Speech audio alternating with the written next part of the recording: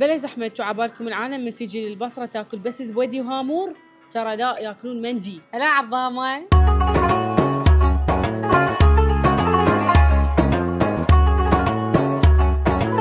لا تنسون تجون الخان الباشا اللي هو موقعهم البصرة الجزائر، يم جبارة بالشربت. ونسيت اقول لكم انا مسويه دايت، بس اكيد يعني مو من اجي للبصره واجي الخان باشا، هنا ماكو دايت. ترى على فكره المقبلات مجانيه تنزل. تدرون شنو الحلو بالمندي مالتهم؟ هو مندي بلمسه عراقيه، يعني بيت من باقله. اللحمه هاي بها طعم ما شوي باعليه. شوفوا، احب اللحمه الدسمه الذايبه اللي بيها دهن. نجي على تمن المندي طعمه مدخن طيب.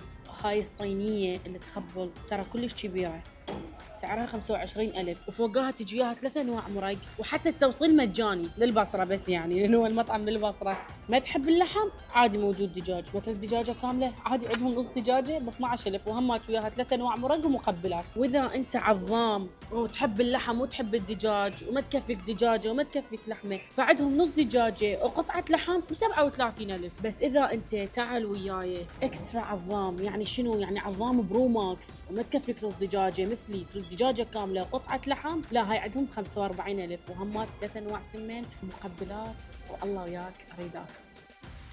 تخيلوا هاي الصينية كلها سعرها 140,000، ترى يعني تعزم جماعتك وهاي كلش تكفي. هاخذ لحم، بس شوفوا اللحم مختار لكم أجود أنواع اللحم، بحيث اللحمة دهينة وذايبة مو هاي ناشفة. البتنجان واخذ المندي في حتة تانية خالص. أنا مو بس أنصحكم تطلبون سفري وتجربون الأكل، لا تعالوا استمتعوا بالأجواء، تعالوا للمكان وأخذوا الصور، حتى طعم الأكل كلش مختلف كلش طيب.